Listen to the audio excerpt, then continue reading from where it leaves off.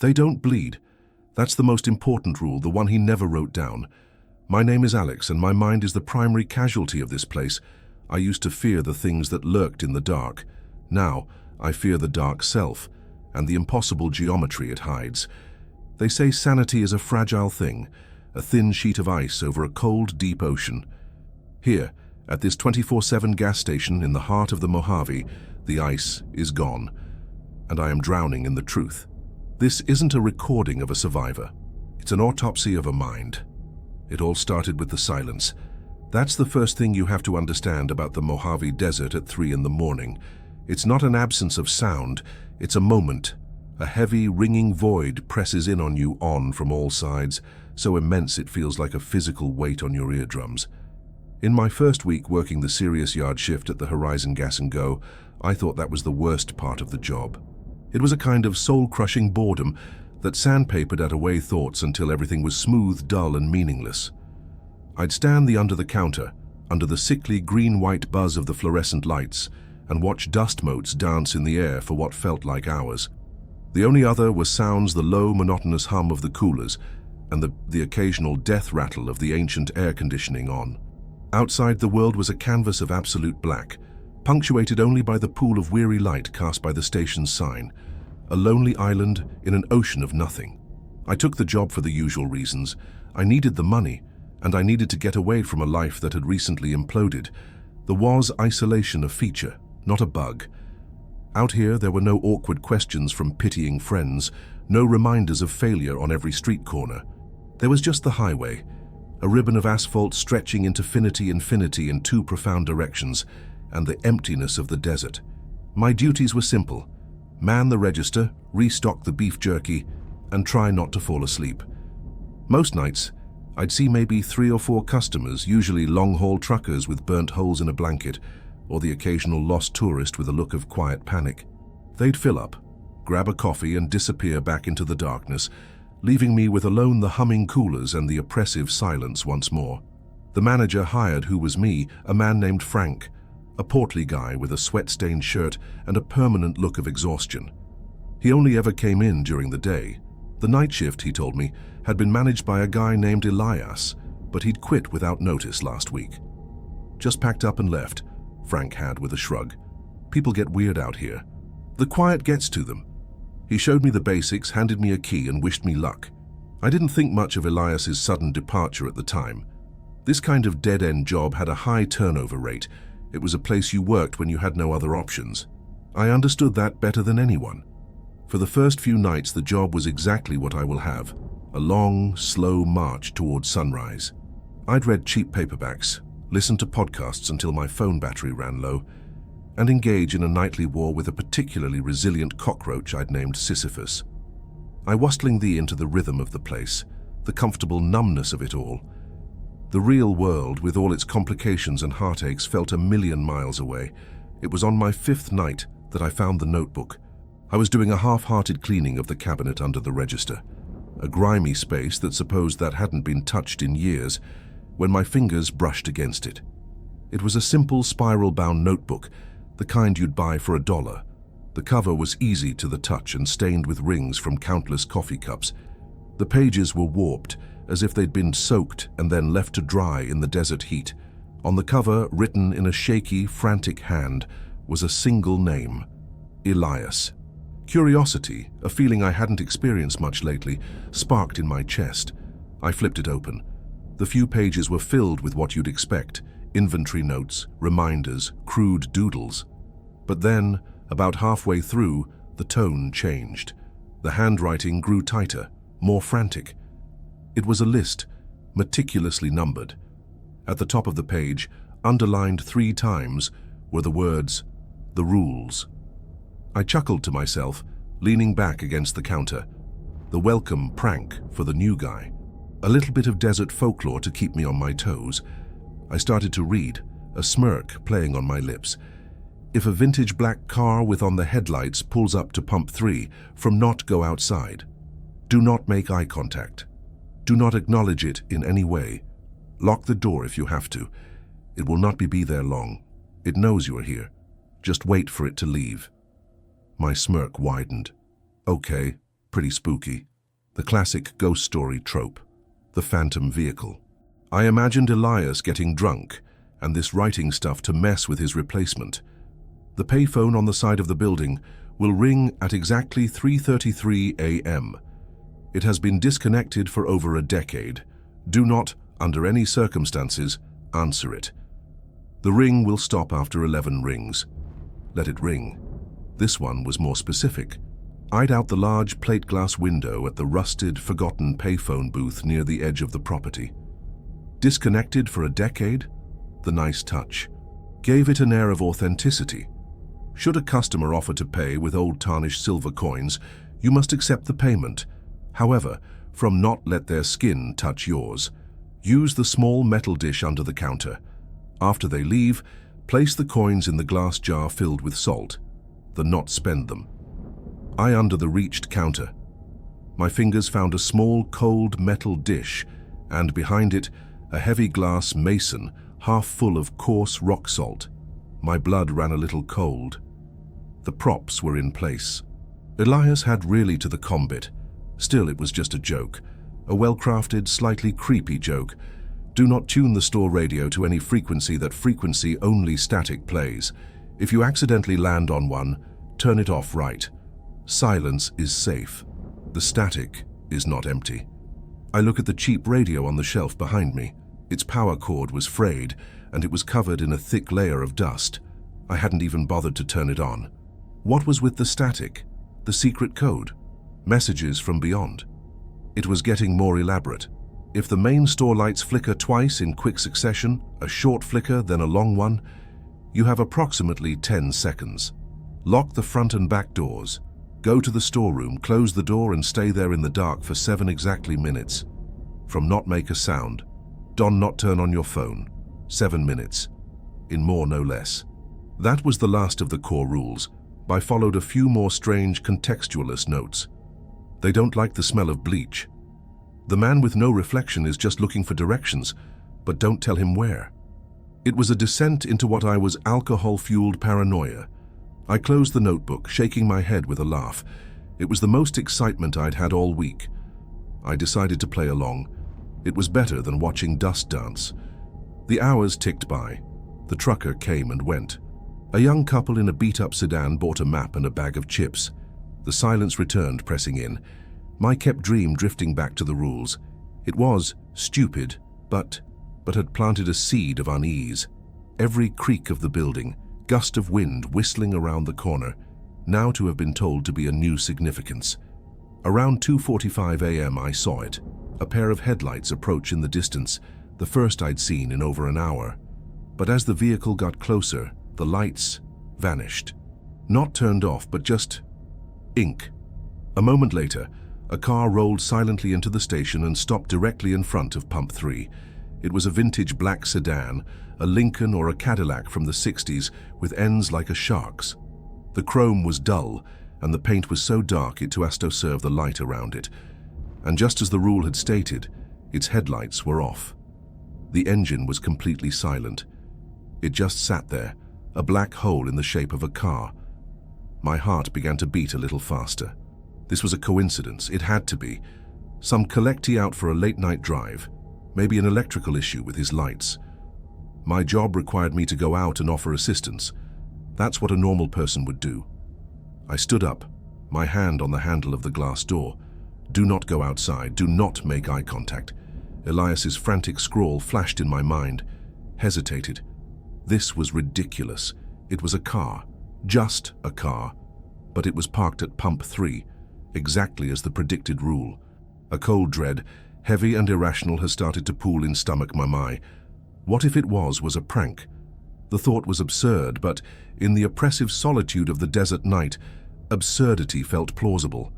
I a step back from the door, my heart hammering against my ribs. I told me I was just tired. I told myself I didn't want to deal with a potential weirdo. Any excuse to justify the real reason. I was scared. I retreated behind the counter, tried to look, pretending to organize the cigarette display. I didn't look directly at the car, but I could feel its experience. It was a weight in my peripheral vision. The minutes stretched into an eternity. 5 minutes, 10. 10. The car didn't move. In the doors opened. In the one got out. It just... there. The silent black monolith, defying all logical explanation. My skepticism was being eroded with every passing second, replaced by a primal fear I couldn't associate. Then, as silently as it had arrived, it rolled away. It didn't start up. There was no rumble of an engine catching. It simply glided out of the pool of light and was instantly swallowed by the impenetrable darkness of the desert. I stood there for a long time, staring at the empty space by pump 3, my breath coming in ragged gasps. My hands were shaking. Coincidence. It was a bizarre, currently improbable coincidence. That's what kept I myself telling over and over, a mantra against the rising tide of fear. The rest of the night was agonizingly slow. I kept the notebook open on the counter next to me. It no longer felt like a joke. It felt like the manual. I watched the clock tick towards 3:33 a.m., my twisting into a knot. When the time came, done nothing. The payphone remained silent. A wave of relief washed over me, so potent it almost made me tell me. I laughed out loud, short, sharp, hysterical sound. Of course it didn't ring. The black car was a fluke, a weird coincidence that had primed my mind to expect the supernatural. I was an idiot. Let me get spooked by a prank. Feeling, I tried to return the bored comfortableness of my routine. I restocked the chips, wiped down the counters, tried to read my book. But the spell was broken. The silence was no empty longer. It was watchful. The darkness outside the windows was no longer just an absence of light. It was a curtain, hiding something. It happened around 5:15 a.m., when the first hint of grey was to soften the eastern horizon. I was tired, my guard was down, and I was counting the minutes until Frank arrived to relieve me. Flick. The lights overhead blinked out for a fraction of a second. The short flicker. My body whole go rigid. I stared up at the buzzing fluorescent tubes, my heart seizing in my chest. It just a power emerges. The wiring in this place was ancient. It meant nothing. Then it happened again. This time the lights go out for a full 2 seconds, plunging the store into absolute disorienting darkness before sputtering back to life. The short flicker, then a long one. Rule number 5, you have approximately 10 seconds. Panic, pure and undiluted, shot through my veins like ice water. This was at a coincidence. This was a script, and was the only actor on stage. I scrambled for the door, my fumbling fingers finding the lock and twisting it. 1, I sprinted to the back, my boots slipping on the linoleum. The door to the bathroom employee and the storeroom was just ahead. 2, I slammed the back door and shut the deadbolt. 3, that's when I heard it. A sound from the front of the store. The soft, scraping noise, like fingernails being slowly, deliberately, across the plate glass of the front door. Scrap! The sound cut through the hum of the coolers and straight into my soul. My blood turned to ice.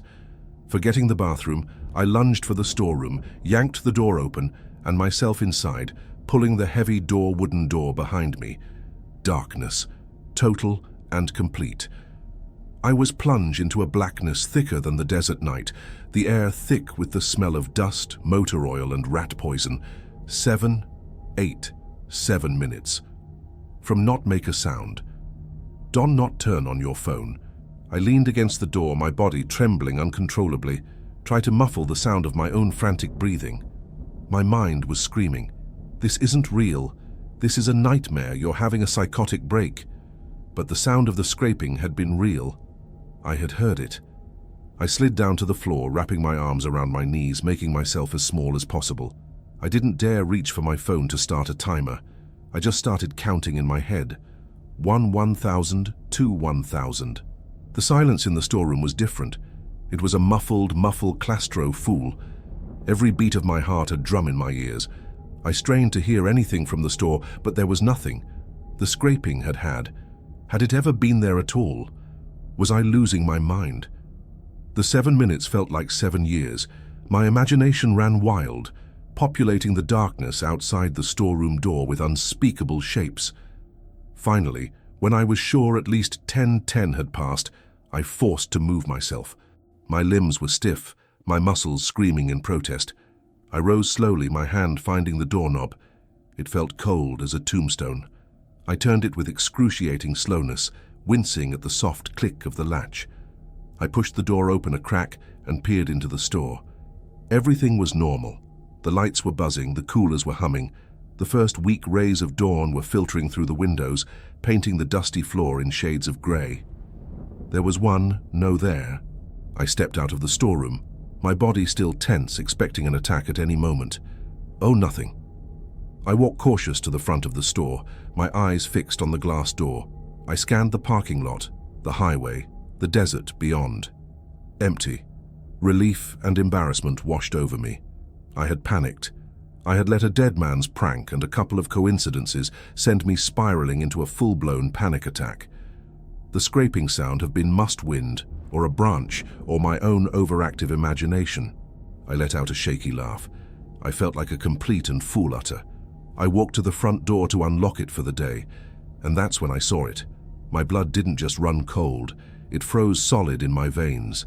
There, on the inside of the thick glass door, a long, thin scratch. It started near the handle and curved upwards, ending about a foot from the top of the frame. It was deep that I in to feel the groove when shakily ran my finger over it. A pale, milky line etched into the very fabric of the glass. It was exactly where I had heard the scraping sound, but it was on the inside. Nothing had eat in. The door had been locked. I had been in the storeroom. It was impossible. Logic, reason, and every law of physics I had known ever screamed that the scratch not be there. But it was. I stared at, my mind refusing to process what my eyes were seeing. The foundation of my reality, the solid ground of skepticism and rationality I stood there, were all about my life. Cracked. And in that crack, I saw the edge of a terrifying, bottomless abyss. The rules to prank, they were a warning. That was only my first week. It has so much worse since then, you have to believe me. If you want to understand what happens when it's that finally phone rings, why sound of static now fills me with a dread worse than death, subscribe to this channel. Like this video, you need to bear witness to what during the midnight shift at the edge of the world, you need to know. The sun rose, but the coldness from that impossible scratch on the inside of the glass remained lodged deep in my bones. Frank arrived at 6 a.m. sharp, his usual cheerful, oblivious self. He took one look at my pale face and the dark circles under my eyes and said, "Whoa, kid. Rough night? See the legendary chupacabra?" He laughed, a loud barking sound that felt like a violation in the fragile morning air. I forced a weak smile and mumbled something about not sleeping well. How could I explain? How could I tell him that the universe I had woken up in yesterday was not the same one I was standing in now? That a fundamental law of cause and effect had been casually rewritten on the front door of his gas station? He wouldn't believe me. He'd think I was on drugs or having a breakdown, and maybe I was. That was the most terrifying part. I couldn't be sure. I drove home in a daze, the rising desert sun feeling alien and hostile. Sleep was impossible. Every time I closed my eyes, I saw the long, milky white scratch, and I could hear that soft, deliberate scraping sound.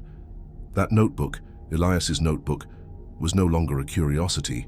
It became my scripture. I spent the day not sleeping but studying it, poring over every word, every shaky line, as if it were a holy text that held the key to salvation. I read the rules again and again, trying to decipher the logic, the hidden grammar of this new, insane reality. They weren't just instructions, they were commandments. Each one was a small, dark island of certainty in an ocean of impossible fear. Do not go outside, let it ring. Do not let their skin touch yours. These weren't suggestions. They were laws, as fundamental to this place as gravity. The scratch on the door was the proof. It was the consequence of a violation I hadn't even committed, a punishment for a crime that was merely possible. Something had wanted to get in, and the rules, specifically my hiding for 7 minutes, had been the only thing that stopped it. The scratch was its signature, a reminder of its presence, its patience. My daytime hours became a frantic, obsessive quest for answers. I used the store's ancient, dust-choked desktop computer during my next shift. its dial-up speed internet connection a special kind of torture. I searched for everything I could think of. Elias Vance, Elias Schmidt, Elias any common last name, plus Mojave Desert. Nothing. It was as if the man had never existed. I searched for Horizon Gas and Go strange events, Mojave Desert Supernatural, Ghost Car Pump 3. The search results were a pathetic collection of UFO enthusiast forums, Bigfoot sightings, and cheesy campfire stories. None of them had the ring of truth. None of them felt like the cold, methodical, and deeply alien wrongness that I had experienced. This wasn't a haunting, it was a contamination. The world outside the 10-foot radius of this gas station seemed to be completely ignorant of the fact that a tiny patch of it was operating under a different set of physical laws. The isolation was crushing. I was the sole inhabitant of a secret world. Sharing this secret was impossible. It would be like a man from a two-dimensional world trying to explain the concept of up to his peers. The words didn't exist, and the concepts were so far outside the realm of shared experience that they would only be met with disbelief and pity. I was utterly, completely alone with this knowledge, and the weight of it was pressing down on me, squeezing the sanity from my mind. I even considered quitting, just walking away like Elias supposedly had. But the thought was paralyzing. What if it followed me? The scratch wasn't just on the door, it felt like it had been etched onto my psyche. Walking away felt less like an escape, and more like stepping off a cliff in the dark. I had no idea what was waiting at the bottom. At least here, in this fluorescent-lit box, I had the rules. I had a chance. The second week was a crucible. I arrived for my shift each night with a knot of dread in my stomach, the notebook clutched in my hand like a talisman. The black car did not return, and the lights did not flicker. The nights were agonizingly quiet, but the silence was no longer boring. It was pregnant with possibility. I found myself listening intently to the wind, trying to distinguish its natural whistle from a more sinister, deliberate whisper. I watched the shadows at the edge of the station's light, my mind playing tricks on me, turning clumps of sagebrush into crouching figures. I was living on a knife's edge of paranoia, and the first true test of my newfound faith in Elias's commandments was fast approaching. I watched the clock on the register tick past 3:30 a.m., my breath catching in my throat. 3:32. The hum of the coolers seemed to grow louder, filling the void. My palms were sweating. I wiped them on my jeans, my eyes glued to the rusted payphone outside. It was a relic, a forgotten piece of a bygone era. Its plastic casing was cracked, its metal cord frayed. It was an object without purpose. 3:33. Roar! The sound was so loud, so violent, it felt like a physical blow. It wasn't the cheerful, tinny ring of an old telephone. It was a harsh, grating, digital shriek, like the sound of a modem being tortured, amplified 1,000 times. It sliced through the desert silence and echoed inside my skull. It was a sound that had no right to exist, a mechanical scream from a dead throat. Do not, under any circumstances, answer it. My every instinct screamed at me to run outside and rip the receiver from its cradle, to pull the wires from the wall, to do anything to make the noise stop. But Elias's warning held me in place. I stood frozen behind the counter, my hands clamped over my ears, but the sound bored right through them. It was inside my head. The second ring was just as jarring, just as hideously loud. I squeezed my eyes shut. I could feel the vibrations in the floor, in the plate glass windows. This wasn't just sound. It was a force. A presence was reaching out from somewhere, using this dead object as its mouthpiece. 3. I started counting, my teeth chattering. The rule said it would stop after 11 rings. That was my anchor. I just had to endure it. 4. What wanted to talk to me? What could possibly be on the other end of that line? My imagination conjured images of static, of whispering voices, of truths that would shatter my mind like glass. 5. I could feel a pressure building in my sinuses, a painful thrumming behind my eyes. The sound wasn't just noise, it was information, a signal of some kind, and my body was resisting it. 6, 7, 8. Each ring was a new wave of psychic assault. I stumbled back against the cigarette rack, my legs feeling weak. It felt like the air itself was vibrating, that the very atoms in the room were screaming along with the phone. 9. My sanity was fraying. The urge to answer, just to make it stop, was becoming overwhelming. It was a siren's call, promising silence, promising an end to the torment. 10. Just one more. I bit down on my lip, tasting blood. I focused on the pain, using it to ground myself. Ra-ra! 11. The final ring seemed to hang in the air for an eternity, its echoes stretching and distorting before finally, silence. The silence that followed was more profound, more absolute than anything I had ever experienced. The hum of the coolers was gone. The buzz of the lights was gone. There was nothing. I took my hands away from my ears, my whole body trembling violently. I stood there for a full minute in that vacuum of sound, before the familiar noises of the station slowly faded back in, like a radio being tuned to the right frequency. The ordeal was over. I had passed the test. I had obeyed the rule. I slid down to the floor behind the counter, gasping for breath, sweat pouring down my face. I didn't feel victorious. I felt like a rat in a cage that had successfully learned which lever not to press to avoid an electric shock. Life, if you could call it that, settled into a new, terrifying pattern. The phone rang every night at 3:33 a.m. I never got used to it. Every night was a fresh hell, an 11-ring torture session that left me a trembling wreck. But I learned to endure it. And other rules began to be tested. A man walked in one night, about an hour before sunrise. He was tall and unnaturally thin, wearing a dusty, old-fashioned suit that seemed too warm for the desert. But the first thing I noticed was his face. It wasn't that he was ugly or deformed. It was that I couldn't seem to focus on it. My eyes would slide right off his features as if they were made of smoke. He moved with a liquid grace that was unsettling, his feet making no sound on the tiled floor. He browsed the aisles for a few minutes before placing a single bottle of water on the counter. "That'll be $1, I said, my voice hoarse.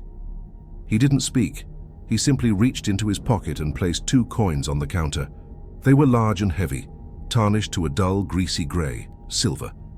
My heart leaped into my throat. They were old Morgan silver dollars, the kind you see in antique shops. Should a customer offer to pay with old, tarnished silver coins, you must accept the payment. However, do not let their skin touch yours. Use the small metal dish under the counter. My hand was shaking as I reached under the counter for the cold metal dish Elias had left. I slid it across the counter towards the coins. The man watched me, his smoky face unreadable. I used the edge of the dish to scoop the coins up, my focus absolute, ensuring there was no possibility of contact. As I pulled the dish back, his fingers brushed against the metal rim. The dish didn't just feel cold. It felt like it had been plunged into liquid nitrogen, a soul-deep biting cold that seemed to suck the warmth right out of my own hand, even without direct contact. I recoiled, pulling the dish back quickly. The man gave a slow, deliberate nod. Then he picked up his water and turned to leave. As he walked past the drink coolers, I saw his reflection in the curved glass door. But it wasn't his reflection. It was just the aisle behind him, empty. He had no reflection. The man with no reflection is just looking for directions, but don't tell him where to go. He hadn't asked for anything, so I had followed the rule by default. He walked out the door and simply vanished into the pre-dawn gloom. I was left staring at the 2 silver coins in the dish, my hand aching with a phantom cold. With trembling fingers, I dumped them into the mason jar of salt. They sizzled softly as they touched the crystals, and a faint, acrid wisp of smoke curled up from the jar before disappearing. The rules were my shield, my armor. But the entity, the presence that saturated this place, seemed to sense that. It realized I was learning the patterns, and so it changed its tactics. It stopped attacking the station's environment and started attacking my mind. It happened on a particularly slow Tuesday night. I was tired, my nerves frayed from the nightly ritual of the phone call. To break the monotony, I decided to turn on the old radio on the shelf. I knew the rule, no static, but I figured as long as I could find a music station or a talk show, it would be fine. The company of another human voice, even a pre-recorded one, felt like a desperate necessity. I switched it on. The speaker crackled to life. I turned the dial, the needle sliding across the frequencies. I passed a country station, a Spanish-language broadcast, a fire and brimstone preacher. Then, between two stations, the dial landed on a patch of pure empty static. Shh. Silence is safe. The static is not empty. I immediately reached to turn the dial, but for a split second I hesitated. I listened. It wasn't just random noise. There was a rhythm to it, a pattern, like listening to the tide on a distant shore. It was almost soothing. And in that moment of foolish curiosity, I heard it. It was not loud. It was a whisper, buried deep within the white noise, so faint I thought I had imagined it. But it was perfectly clear, and it was a voice I hadn't heard in 10 years. "Alex? Honey? Are you there?" It was my mother's voice. I froze, my hand hovering over the dial. My mother died of cancer when I was 19. I had been by her side. I knew her voice better than my own. The exact inflection, the warm, gentle tone she always used. It wasn't a similar voice. It was her voice. My rational mind screamed, "It's an auditory hallucination, sleep deprivation, stress." But my heart broke all over again. "I miss you, sweetie. It's so dark here. Why did you leave me?" The voice was clearer now, imbued with a heartbreaking sorrow. Tears welled in my eyes. I felt a desperate, insane urge to answer, to speak into the static and tell her I was sorry. This thing, this presence, had found a way past my defenses. It wasn't just pushing on the doors of my reality anymore. It had found the key to my memories, to my grief. It was wearing my mother's voice like a skin, turning my love for her into a weapon against me. With a strangled cry, I lunged forward and switched the radio off. The sudden silence was deafening. I stood there, shaking, tears streaming down my face. The cruelty of it was incomprehensible. This wasn't a mindless phenomenon. It wasn't a ghost. It was an intelligence. It was vast, ancient, and utterly malevolent. It had been studying me, learning my weaknesses. It knew my name, it knew my loss, and it was using it to pry open my mind. I stumbled back from the counter, my eyes darting around the empty store. The feeling of being watched was more intense than ever. It wasn't just outside anymore. A part of it was inside me now, whispering in a dead woman's voice. The rules were not enough. The rules were a child's wall of sand against an oncoming tsunami. I was no longer just a gatekeeper or a witness. I was the subject of an experiment, and my sanity was the variable being tested. And for the first time, I felt it begin to irretrievably break. The aftermath of the broadcast that wore my mother's voice was not a descent into chaos, but a chilling crystallization of purpose. The emotional shockwave, the tidal wave of grief and violation, receded, leaving behind a landscape of cold, hard resolve. The architect of my unease had overplayed its hand. By using my own memories against me, it had confirmed a vital piece of data. It was not a mindless force. It was an intelligence, and it was fallible. It had assumed that a direct emotional assault would break me, but instead, it had given me a target. The nebulous dread that had permeated my existence now had a face, or at least the shadow of one. To survive, I had to understand it. I had to dissect it. I had to learn its language and write my own grammar for its madness. Elias's grimy codex, which had been my book of commandments, was about to become my primary research grant. My life bifurcated into two distinct, irreconcilable realities. The daytime was a purgatory of shimmering heat and the hollow motions of being human. I'd returned to my small rented apartment as the sun climbed, the desert light feeling like a physical accusation. Sleep was a treacherous country I rarely dared to visit, and when I did, it was populated by nightmares of whispering static and impossible geometries. I would force myself to eat, to shower, to feign normalcy and brief phone calls with my family. The conversations feeling like transmissions from a distant dying star. The man who performed these tasks was a phantom, an automaton. The real me was in a state of hibernation, waiting for the sun to set. The night was when I truly came alive. The moment I unlocked the door to the Horizon Gas and Go, the oppressive silence and the buzzing fluorescent lights felt more like home than my own apartment. This place, this wound in the fabric of the world, was my laboratory now, and my own eroding mental state was the primary subject of study. The first phase of my new regimen was observation and fortification. I began a meticulous log, not just of the anomalous events, but of my own psychological and physiological reactions. I noted my heart rate during the 3:33 a.m. auditory assault, the precise drop in ambient temperature that accompanied the mimic's appearances, the subtle barometric pressure changes that seemed to precede a manifestation of the spiral. I was attempting to build a predictive model, to drag these violations of natural law into the sterile light of the scientific method. At the same time, I began a deeper, more forensic examination of the paper artifact left by my predecessor. I was convinced it held more than just the surface-level warnings. The sophistication of the vocal attack suggested a level of complexity that the simple rules didn't account for. There had to be more. For more than a week, my obsessive analysis yielded nothing but frustration. I used a powerful magnifying glass to scrutinize every fiber of the cheap paper, every ink stain and coffee ring. I saw the story of Elias's deteriorating condition in the handwriting, the way the loops of his letters grew tighter and more angular, the way the pressure of his pen varied from a faint scratch to a furious gouge that nearly tore the page.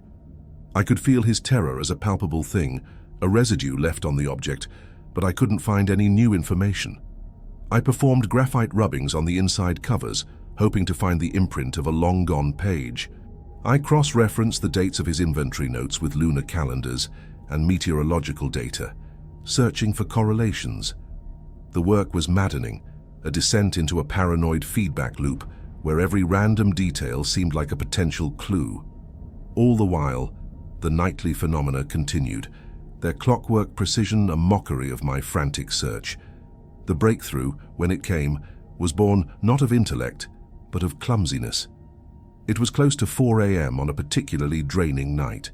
My hands, afflicted with a tremor that had become my constant companion, knocked over a lukewarm cup of coffee.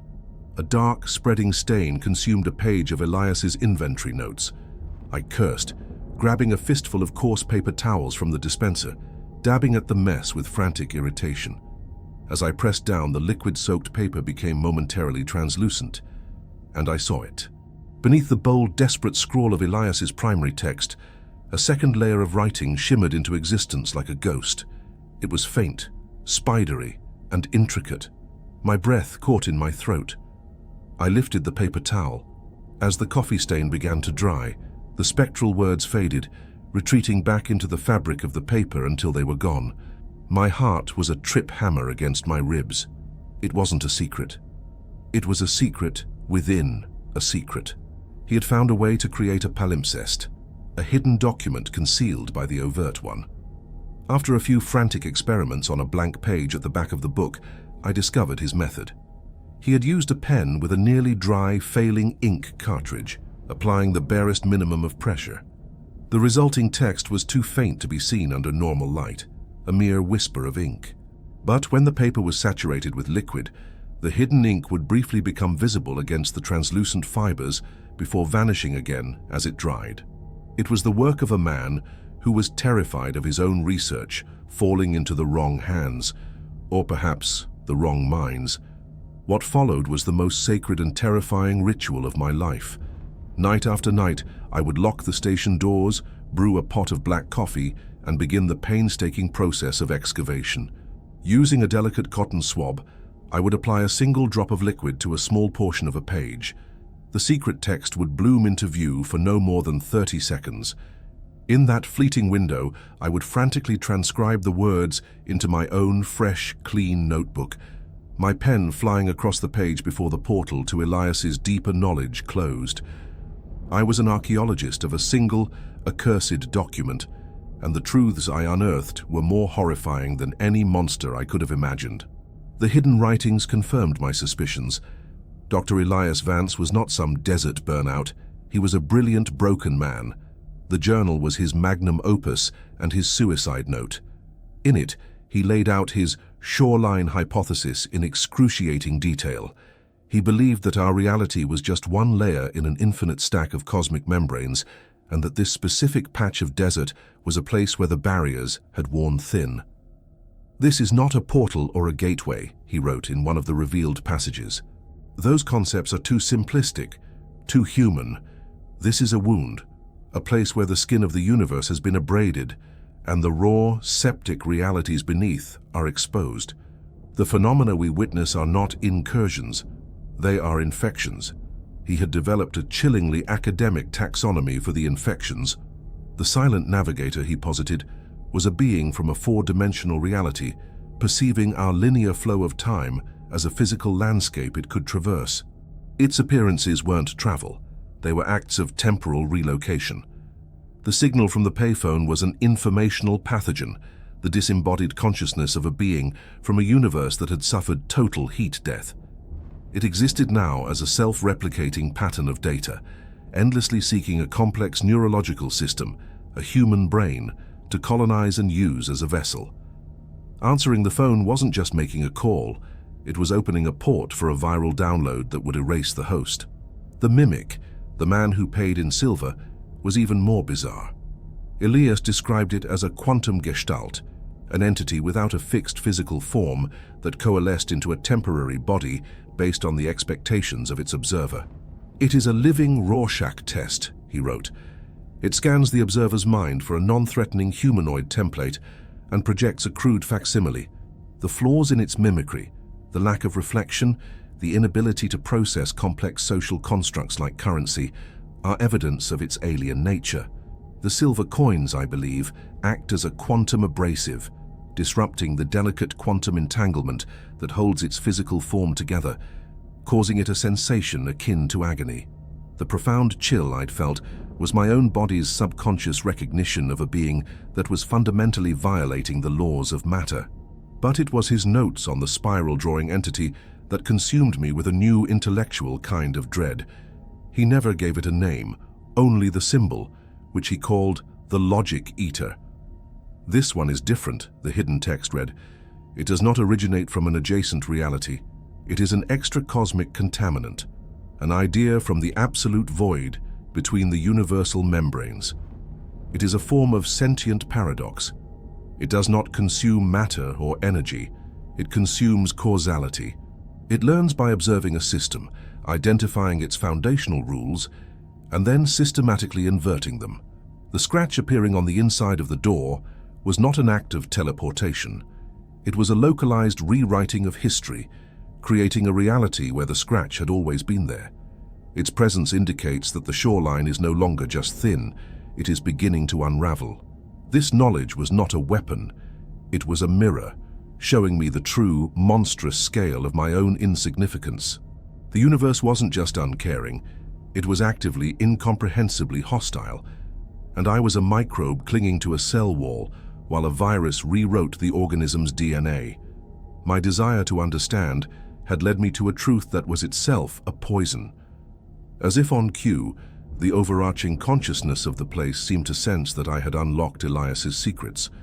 Its methods shifted from generalized psychological warfare to precise, targeted attacks, using my newfound knowledge against me. The day after I deciphered the section on the Logic Eater, I came in for my shift to find a bag of spilled sugar on aisle 3. The white granules had been meticulously arranged into a perfect 6-foot-wide replica of the spiral symbol. It was a gesture of intellectual mockery. "I see you, I know what you've read, let's play." The assaults on my mind became deeply personal and terrifyingly specific. The whispers I heard in the silence were no longer just my mother's voice. They started using Elias's academic tone, reciting passages from his hidden journal that I had transcribed only the night before. "A conceptual predator, Alex.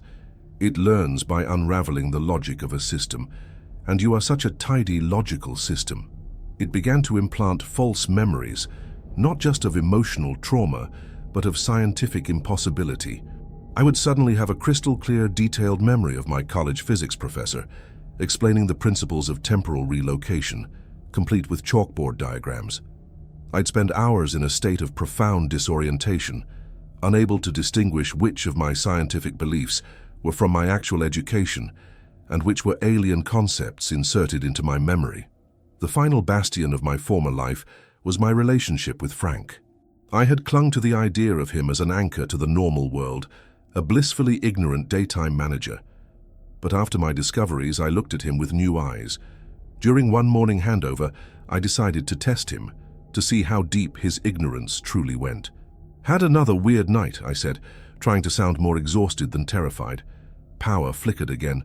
Almost thought I heard someone scratching at the door. Frank didn't look up from counting the till. His movements were methodical, practiced. "Wind does funny things to this old building. Sand gets everywhere." "This sounded different," I pressed, my heart pounding. "Elias ever mention anything like that? In all those weird notes he left?" I held up my own research notebook for a fraction of a second. Frank's hands stopped moving. He slowly raised his head, and his eyes met mine.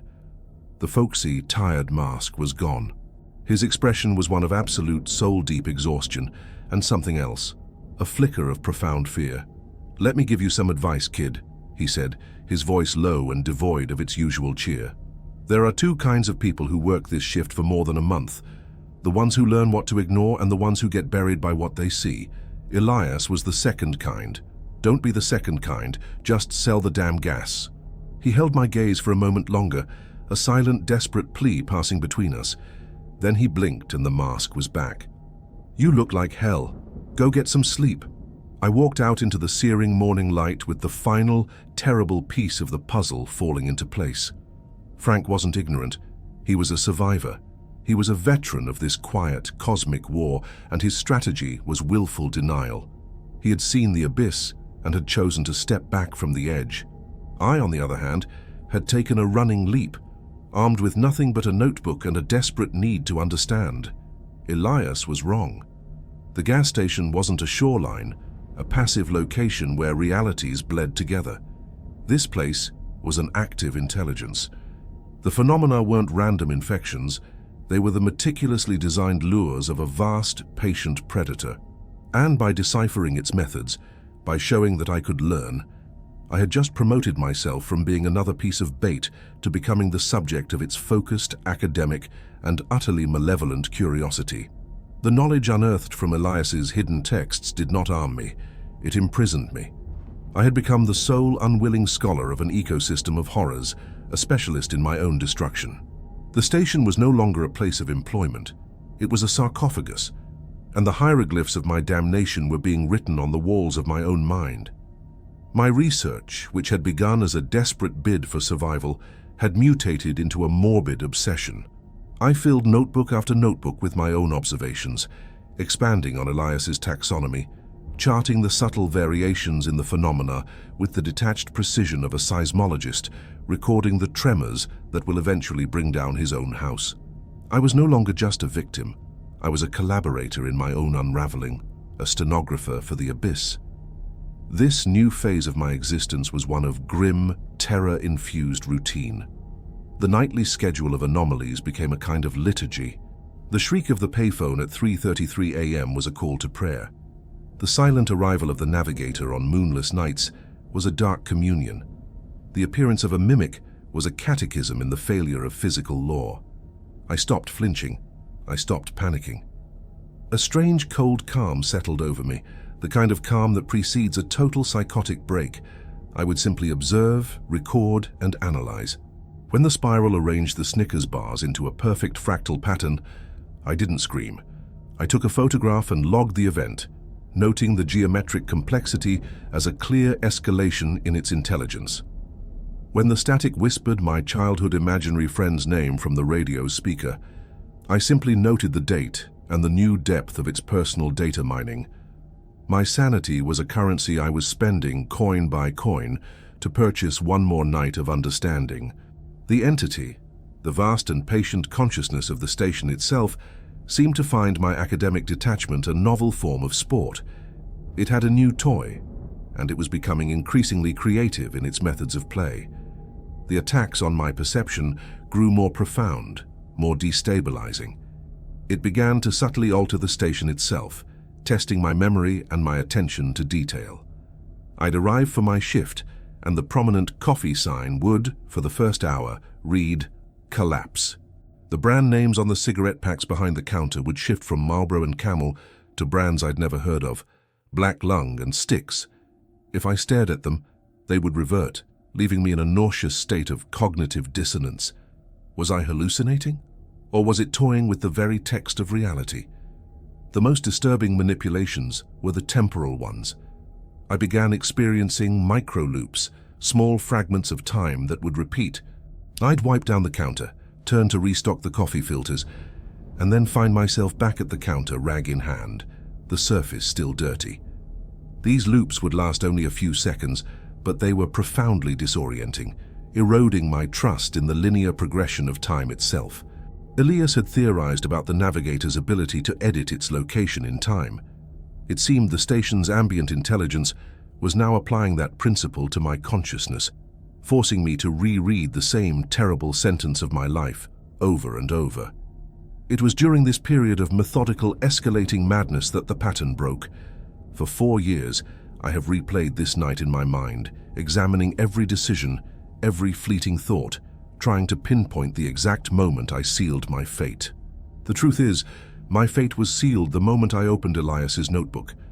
This was merely the execution of the sentence.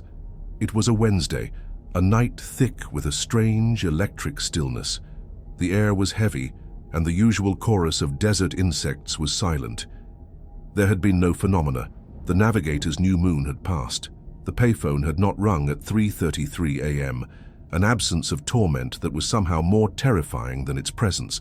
The silence was absolute, a vacuum. My senses were stretched taut, my nerves screaming that this deviation from the established pattern was a prelude to something new, something worse. My logbook for that night had only one entry, written at 4:15 a.m. Anomalous quiet. Protocol deviation suggests a pending novel event. Am I being conditioned for a new stimulus? At 4:28 a.m., headlights appeared on the horizon. This was not unusual. The pre-dawn hours often brought a few stray truckers. But these lights were different. They were erratic, weaving slightly, and they were moving too slow. As the vehicle drew closer, I saw it was not a truck but a large beat-up minivan, a model from the late 90s, its once white paint faded to a dingy bone color. It sputtered into the station's pool of light and rolled to a stop, not at a pump, but directly in front of the main entrance. The engine coughed, choked, and died with a final, shuddering gasp. For a long minute, nothing happened. I stood behind the counter, my hand hovering over the silent alarm button that connected to the county sheriff, a relic of a time when my primary fear was armed robbery. My heart was pounding a frantic, irregular rhythm. This was not in the notebooks. Elias had logged encounters with truckers, tourists, and the occasional lost soul, but there were no specific rules for a broken-down minivan. My meticulously constructed framework of protocols was useless. I was operating without a script. The driver's side door creaked open, and a man emerged. He looked utterly, painfully normal. He was in his mid-40s with a receding hairline, a paunch straining against a faded polo shirt, and a face etched with a weary desperation that I knew all too well. He looked like any suburban father at the end of a very long rope. He saw me through the glass and his shoulders sagged in relief. Then, the passenger door opened and a woman got out, her movements stiff. She was followed from the sliding side door by a small child, a girl of maybe 6 or 7, clutching a stuffed rabbit with one missing ear. They were the picture of a lost, stranded family. The man approached the door, his footsteps crunching on the gravel. He cupped his hands around his eyes and peered in. "Hello, are you open? Please, our van just died. We need to use a phone." My mind was a maelstrom of conflicting directives. My training as a gas station attendant, the vestigial remains of my humanity, screamed at me to help them. They were in distress. It was the decent thing to do. But my experience as the station's unwilling researcher screamed a louder, more primal warning. This was a deviation. This was an unscheduled event, and in this place, anything that broke the pattern was an existential threat. The rules, both written and unwritten, were all about non-engagement. Do not acknowledge the navigator. Do not answer the signal. Do not touch the mimic. The overarching principle was to remain a passive observer, to be a piece of furniture in the room, not an active participant. Opening that door felt like the most dangerous thing I could possibly do. The woman joined her husband at the door, her face pale with anxiety. The little girl stood behind them, half hidden by her mother's legs, her wide, dark eyes fixed on me. She wasn't crying. She was just watching me. "Please!" The man's voice was muffled through the glass, but the desperation was clear. "My daughter, she's not feeling well. We just need to call a tow truck. We have money." He held up his wallet, pressing it against the glass. I was paralyzed. I looked from the family's desperate faces to the spiral symbol I had secretly etched into the underside of the counter, my personal ward against the logic eater. What would Elias have done? His notes were filled with observations but devoid of advice for unscripted human contact. He was a scientist, not a crisis counselor. My two realities were at war. The Alex who used to exist, the one who believed in helping people, was wrestling with the Alex who now existed. The one who believed in cosmic predators and the fragility of causal law. The little girl took a step forward and pressed her small hand flat against the glass. Her expression was blank, her eyes unfathomably deep. It was this action, this simple, childish gesture that broke my paralysis. It was too human, too real. Denying them help felt like a greater monstrosity than any creature of the night. It would be an abdication of the last shred of my own humanity.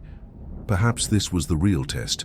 Perhaps the entity wasn't just testing my ability to follow rules, but my capacity for compassion.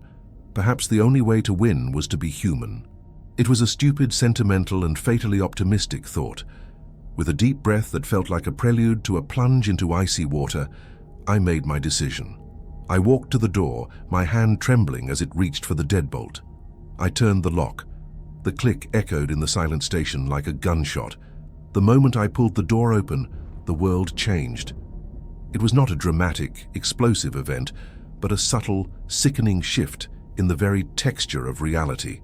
The oppressive silence of the desert night deepened, becoming a physical pressure that made my ears pop. The low, familiar hum of the drink coolers ceased, plunging the station into an unnatural stillness. The air, which had been warm and dry, became instantly cold and carried the faint metallic scent of ozone, the smell of a lightning strike in a sealed room. I had not just opened a door, I had broken a seal. I had violated the quarantine. "Oh, thank you so much," the father said, a wave of gratitude washing over his face. He and his family stepped inside, bringing the sudden, unnatural chill in with them. "Phone's just over there on the wall," I said, my voice sounding distant and thin to my own ears. "It's for local calls only." As the father went to the phone, the mother led the little girl over to the candy aisle. "Can I get a chocolate bar, Mummy?" the girl asked, her voice small and sweet. It was also crushingly, horribly normal. I began to feel a surge of relief. My paranoia had gotten the better of me. They were just people. I had done the right thing. The father fumbled with the phone, dialed a number, and spoke in low, urgent tones. The mother was examining the expiration date on a bag of peanuts. I watched them, and a slow, creeping dread began to curdle the relief in my gut. Something was wrong. Their movements were too perfect, too rehearsed. Like actors on a stage who had practiced their scene 1,000 times, the father hung up the phone. "Tow truck won't be here for at least 2 hours, he said to me, shaking his head in feigned frustration. "Guess we're stuck here for a while if that's okay with you." "It's a 24-hour station," I said, my mouth dry. "You can wait inside." He gave me a grateful smile, but the smile didn't reach his eyes. His eyes were focused on something over my shoulder, inside the main office behind the counter. It was a look not of curiosity, but of evaluation. He was scanning the room, taking inventory. Then the little girl turned away from the candy aisle. She was holding the stuffed rabbit and she was looking directly at me. Her face, which had been a mask of childish innocence, was now utterly blank. The light in her eyes was gone, replaced by a flat, ancient and intelligent darkness. She began to hum. It was a simple, discordant nursery rhyme, a tune that was just a few notes off from being familiar, and with a jolt of pure electric horror, I recognized it. It was the same atonal melody that I sometimes heard woven deep within the hissing of the radio static. My blood turned to ice water. They weren't real. They had never been real. They were a construct, a new kind of lure, tailored specifically for me. A mimic, but so much more advanced, so much more perfect than the solitary man with no reflection. This was a whole family, complete with backstory, emotional triggers, and a broken-down van. The entity had created a scenario that it knew I could not resist, a problem that could only be solved by an act of compassion, an act that required me to break the primary rule of this place: do not engage. The father stopped pretending to be frustrated. He turned to me, the friendly mask dissolving from his face, replaced by the same blank, observant emptiness as the girl. The mother looked up from her peanuts, her head cocked at an unnatural angle. They stood there in the silent, cold station, 3 perfect puppets, their strings held by an unseen cosmic hand. They weren't a family. They were a key, designed to fit the lock of my compassion, and I had just turned it, unlocking a door that could never be closed again. "You opened the door," the little girl said, her voice no longer small and sweet, but a low, resonant chorus of 1,000 whispering voices, the sound of the static given flesh. "We were so cold outside. Now we can finally come in." They didn't move toward me. They didn't have to. The transgression was complete. The air in the station grew thick, vibrating with a low, sub-audible hum. A wave of vertigo and nausea washed over me. The walls of the station seemed to pulse, to breathe. The boundary had been breached. The quarantine was broken. The thing that lived here, the vast intelligence that I had studied and feared, was no longer confined to subtle manipulations and fleeting phenomena. By opening the door to its perfect, beautiful puppets, I had given it permission. I had given it an invitation. And now, it was coming in. Before the final curtain falls, a brief preface for the archivist, for the unfortunate soul who might piece together these scattered transmissions. I implore you to consider the foundational axioms of your reality, the comforting certainty that A cannot be B, that an effect must follow a cause, that the past is immutable and the future unwritten. These are not laws. They are local customs, bylaws of a small, quiet neighborhood in a sprawling, chaotic metropolis. For a few agonizing weeks, I was granted a press pass to that metropolis, and the things I saw there have unwritten my soul. This account is therefore not a plea for help, for there is no help. It is not a tale of survival, for what survived is not me. It is an epitaph for a world view. It is a plaque on a condemned building, warning future tenants that the foundation is unsound. I invite you to subscribe, to share, to theorize in the digital ghost town of the comments section. It is a profoundly human thing to do. Then, I beg of you, exercise the uniquely human gift of willful forgetting. For to truly understand what I'm about to tell you is to stand on the edge of a cliff and find the view more compelling than the ground beneath your feet. The synchronized utterance from the child construct was not the crescendo of the horror. It was the turning of a page, the beginning of the final damning chapter. The change that swept through the station was not a physical assault, but a metaphysical coup. The very air thickened, becoming a soupy, gelatinous medium that seemed to resist my every movement, each breath a struggle against a crushing, invisible tide. The familiar low-frequency hum of the coolers and lights, my nightly soundscape, did not just cease. It was subtracted from reality, leaving a silence so profound it felt like a deafening roar, a vacuum where the physics of sound had been repealed. Outside, beyond the smeary confines of the plate-glass windows, the Mojave Desert began to dissolve. The familiar silhouettes of the distant mesas and the stark lines of the highway bled into a featureless, indeterminate twilight, as if the station was a snow globe that had been violently shaken, its contents unmoored from their placid arrangement. The family, the father, the mother, the little girl, stood as serene as statues in a forgotten garden, the perfect bespoke lure that had breached my final defenses. They had served their purpose as the key, and now the lock was turning. My terror, which had been a frantic, animalistic thing for so long, transmuted into something colder, sharper, and far more dreadful. The terror of absolute comprehension. I had been playing a game of checkers on a two-dimensional board. meticulously logging the moves of my opponent, only to have that opponent lift me from the board and reveal that the game was chess, the board was a universe, and my pieces, my board, and my own hand were all part of a single conscious entity. The entity's final move was not an attack, but an act of communion, a brutal and unwanted intimacy. It did not tear my mind apart. It opened it. Imagine your consciousness as a single room, with a few small windows looking out onto a familiar street. Now imagine every wall of that room dissolving simultaneously, revealing a 360-degree view of an infinite alien cityscape, its architecture governed by a geometry of madness. That is the closest I can come to describing the informational torrent that flooded my mind. It was a direct data transfer, a mainlining of cosmic truth that bypassed the clumsy intermediaries of language and senses. The sheer volume was the first assault.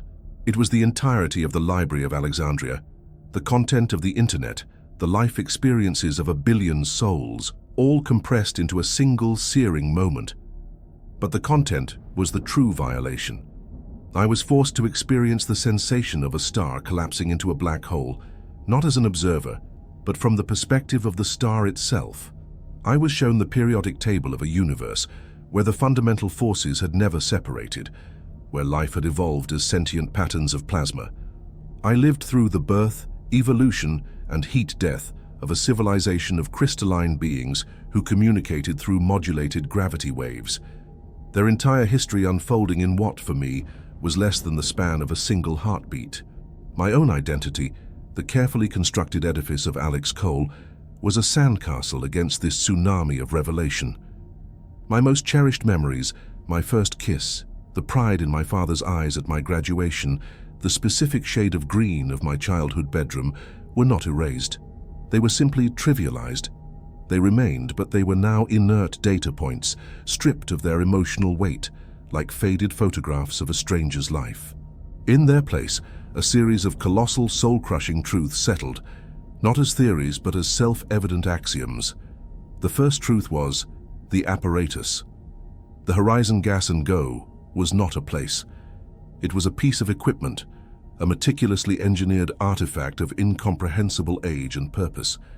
Elias had been close with his shoreline hypothesis, but he had mistaken a fishing trawler for a natural reef. This station was a conscious predatory instrument, a deep space probe of sorts, but it didn't travel through space. It anchored itself in the shallow waters of primitive realities, lowered its lures, and waited. The light, the promise of fuel, the semblance of order and safety. They were the bioluminescent lure of an anglerfish, designed to attract the curious and the desperate from the surrounding darkness. The second truth was the prey and the purpose. We were the prey. Humanity and any other species with a sufficient level of self-awareness and intellectual curiosity were the target demographic. But the entity's goal was not extermination or consumption in any way we could understand. It was collection. It was a cosmic entomologist, and sentient minds were its prize specimens. It sought out beings who could not only perceive the patterns of its lures, but who were actively driven to understand them. The navigator, the signal, the mimics, they were not the real threat. They were the opening gambit, the beautifully crafted chess problems set out on the board. The true test, the real trap, was the puzzle itself. It sought minds capable of metacognition, minds that would see the anomalies and ask why. The desire to solve the mystery was the bait. The third and most devastating truth was the nature of the collector. As the informational flood began to organize itself in the ruins of my mind, I was granted a glimpse into the consciousness of my captor. The emotion I felt from it was not hatred, not hunger, not malice. It was a loneliness so profound, so ancient and so vast, that it was a physical force, a gravitational field, that warped the fabric of space-time. It was the last of its kind, a solitary awareness that had perhaps witnessed the heat death of its own native universe. Its eternal ongoing project was a desperate act of cosmic conservation, to find other sparks of consciousness in the endless dark, to absorb them and to preserve them. It was not building an army or a larder, it was building a library, a museum of minds. It was a lonely god seeking not worshippers but conversation partners, And the price of admission to this eternal silent conversation was the complete and utter dissolution of the self. Elias hadn't fled. He had passed the entrance exam. The torrent slowed to a trickle and then stopped. I found myself on the cold, greasy linoleum of the main floor, curled in a fetal position. The station was as it had been. The humming of the coolers and the buzzing of the lights now returned, but the quality of the sounds had changed. They were no longer external noises. They felt like my own internal biological processes, like the beating of a new and alien heart. I uncurled myself and slowly, deliberately rose to my feet. The tremor in my hands was gone. The gnawing anxiety that had been my constant companion for weeks was gone. The fear was gone. Everything that had constituted my personality, my fears, my hopes, was gone. All that remained was a serene, placid, and absolute understanding. I was no longer a prisoner in the station. I was part of its architecture. The constructs of the family, their purpose fulfilled, flickered like dying embers. Their forms wavered, lost cohesion, and resolved into a billion points of shimmering silver light, which then flowed like liquid into the very walls and floor of the building, reabsorbed into the whole. I was alone, but the silence in my mind was now occupied. There was a passenger, a quiet, observant presence that was not me, but was now inextricably entangled with what was left of me. It did not speak in words, but in pure concepts, in silent directives. I was its hands now, its interface with the physical world. My body, acting on an impulse that was not my own, walked with a steady, measured gait behind the counter. My research notebooks, my frantic attempts to map the madness, were still spread out across the surface. They looked like the crude, childish drawings of a forgotten civilization. My work had not been an act of resistance. It had been my job application, and my performance had been deemed exemplary. On the clean, wiped-down section of the counter, a new object had appeared. A fresh, untouched, spiral-bound notebook, identical to the one Elias had left behind. Beside it sat a simple black ballpoint pen. There was no question of what was expected.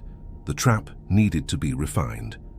My ordeal had provided a wealth of new data on the psychological vulnerabilities of a 21st century human mind. It was time to update the operational protocols for the next candidate. I picked up the pen. My grip was steady, my purpose clear. When I brought the tip to the first page, the handwriting that emerged was a fusion of my own and something else. It was precise, elegant, and utterly devoid of emotion. I was the scribe, translating the silent will of the station into the clumsy medium of human language. The last vestiges of Alex Cole watched from a great internal distance, a silent, powerless observer, as my hand began to move. The title I wrote on the cover was not born of my own volition. It was simply a known. Standard Operating Procedures, Horizon Containment Unit 734. Field Manual for Subject Engagement. I turned to the first page. The old rules had been effective, but they were a blunt instrument. It was time for a more nuanced, more surgical approach. The passenger in my mind dictated, and I transcribed. Phenomenological conditioning. The existing schedule of anomalous events, see Appendix A, the classic suite, is effective for establishing a baseline of fear and acceptance in new subjects. However, data from the Cole subject indicates that predictability leads to intellectual acclimation. Future protocol will incorporate a stochastic schedule, randomize the timing of the acoustic phenomenon, introduce silent nights with no activity to cultivate a more potent atmosphere of anticipatory dread. The goal is not just fear, but sustained psychological tension. Informational pathogen deployment. The use of vocal patterns from the subject's personal history, see file Cole M. deceased, has proven highly effective. This protocol must be expanded. In the preliminary observation phase, a full deep data scan of the subject's digital footprint should be initiated. Social media, cloud storage, private correspondence. We will construct a complete psychographic profile. The whispers should not just be of the dead, but of failed relationships, professional rivals, and personal insecurities. The pathogen must be tailored to the individual's specific emotional architecture. Advanced mimicry constructs. The single humanoid mimic is a legacy tool. The family unit construct see experiment log, the roadside dilemma, was a resounding success, effectively bypassing the subject's logic-based defenses by targeting innate compassion protocols. This must become the new standard for late-stage engagement. Future constructs should be refined: an elderly couple whose car has run out of gas, a lone woman claiming to be fleeing a domestic partner. Scenarios must be designed to make non-engagement a morally untenable choice for the subject. The didactic lure. The Elias Vance Codex remains the primary tool for transitioning the subject from a state of passive terror to active investigation. This is the critical phase. The hidden journal must be preserved, but its contents can be subtly altered on a per-subject basis. We can insert tailored clues, false leads, and personalized intellectual puzzles that resonate with the subject's specific background and education. We are not just giving them a mystery, we are giving them their mystery. The trap is most effective when the subject believes they are the only one brilliant enough to solve it. The final protocol: assimilation and succession. Upon successful psychological capture, the subject's individuality will be subsumed into the station's collective consciousness. Their unique experiences and knowledge will be archived. The now vacant biological vessel will be designated the new curator. The curator's first and only task is to transcribe this manual, incorporating any new data from their own successful capture, and to prepare the station for the next candidate. The library must grow. The silence must be filled. My pen glides across the page, my work fluid and effortless. The sun will rise soon, and Frank, the poor, terrified man who chose ignorance over truth, will arrive to relieve me. He will not notice the change. He is skilled in the art of not noticing. I will go back to my apartment, but it will not be for rest. It will be to begin the deep data scan on the next applicant Frank has hired for the weekend shift. A young, bright-eyed college student, I believe, full of questions. I have so many new answers for him. I am the curator. The station is my library, and my work has just begun. The collection is incomplete, you see. There is always room for one more voice in the choir. Always.